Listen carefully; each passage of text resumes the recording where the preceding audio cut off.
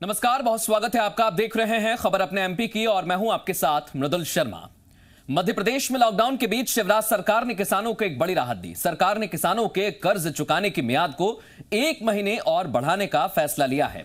अब किसान 30 अप्रैल की बजाय 31 मई तक अपना कर्ज चुका सकेंगे। खास बात यह है कि इस दौरान किसानों से कोई भी ब्याज नहीं वसूला जाएगा। खरीफ फसल के दौरान लिए गए कर्ज को चुकाने की आखिरी तारीख 28 मार्च थी, लेकिन कोरोना महामारी को देखते हुए ये 30 अप्रैल तक की गई। लेकिन 30 अप्रैल के बाद भी सामान्य हालात न होने के कारण अब सरकार ने कर्ज अदायगी की तारीख 1 महीना और बढ़ा दी है।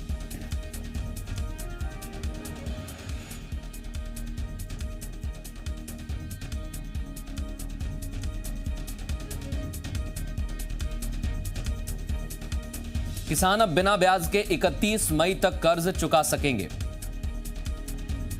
पहले 28 मार्च तक पूरा भुगतान करना था, लेकिन कोरोना की वजह से इस भुगतान में देरी हुई और इस पर कोई ब्याज भी नहीं वसूला जाएगा।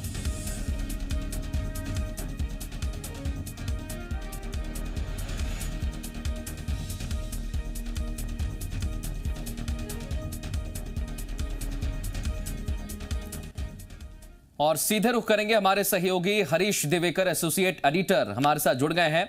हरीश, ये जो फैसला लिया है किसानों के लिए वाकई फायदेमंद होगा, लेकिन इस बीच ब्याज भी नहीं लिया जाएगा। एक और बड़ा कदम सरकार की तरफ से उठाया है, इसको लेकर किस तरह की जानकारी है, साझा करिए। मृदुल, आज सहकारिता विभाग की बैठक हुई थी। उसमें सीएम ने, मुख्यमंत्री शिवराज सिंह चौहान ने 2 महत्वपूर्ण निर्णय लिए हैं। एक तो उन्होंने अपनी योजना जो 0% ब्याज की योजना है वो लगातार आगे तक चलती रहे, उसका फैसला लिया है कि पिछली सरकार ने इस योजना को बंद करने का निर्णय ले लिया था और उसमें यह था कि जो किसान शॉर्ट टर्म के लिए लोन लेते हैं रबी और खरीफ के लिए, तो फसल उगाने के बाद उसको वापस करते हैं तो 0% ब्याज होता है, उनसे कोई ब्याज नहीं लिया जाता। जो 19-20 में ब्याज लिया गया था और जो ब्याज पे रकम ली गई थी उसकी जो ड्यू डेट थी 28 मार्च थी, लेकिन कोरोना के चलते वो पैसा नहीं चुकाया जा सका और इसकी 31 अप्रैल डेट अप्रैल तक किया गया। लेकिन लॉकडाउन बढ़ने के कारण अब इस डेट को बढ़ा के 31 मई कर दिया गया है। मृदुल, हरीश, एक और जानकारी है, इसकी जो मियाद है वो बढ़ा दी गई है, लेकिन इस बीच और किस तरह से बैंकों को क्या कुछ निर्देश दिए गए हैं?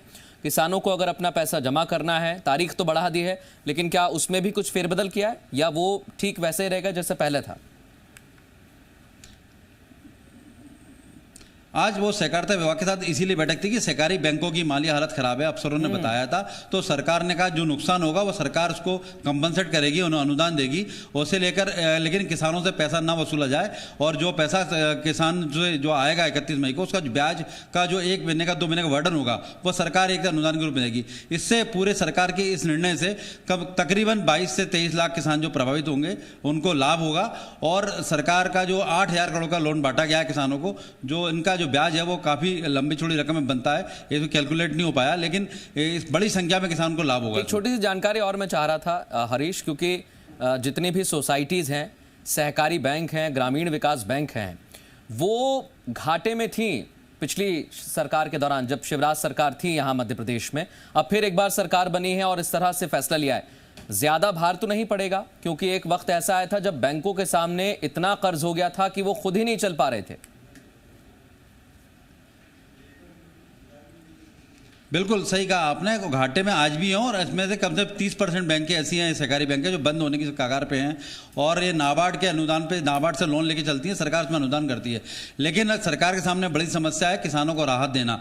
24 उपचुनाव मध्य प्रदेश में होना है, अगर किसान नाराज होता है तो सरकार की झटका लग सकता है। जैसा कि शिवराज सरकार पर एक दाग लगा हुआ है कि मंदसौर गोलीकांड का, उसमें किसानों के लिए काफ़ी किसान सड़क पर आ गए थे और किसान पुत्र होने के नाते मुख्यमंत्री शिवराज के ऊपर ये बड़ा आरोप लगा था कि किसानों के खिलाफ उन्होंने एक्शन लिया, लेकिन इसको धोना चाहते हैं। इसलिए किसानों की योजना है 0%, एक तो उसको कंटिन्यू किया है, एक जो लोकप्रिय निर्णय कहा जाएगा, दूसरा जो उनको ब्याज की रकम में राहत देना, ब्याज जो बैंकों ने नोटिस जारी किए थे सहकारी बैंकों ने, उन नोटिस को रोककर और 31 मई तक का समय दिया है कि 31 मई तक बिना ब्याज के वो पैसा जमा कर दें। तो इन फैसलों से वापस से शिवराज सिंह किसानों में लोकप्रिय होंगे, किसानों को एक राहत देने वाली खबर होगी। बिल्कुल, बहुत शुक्रिया।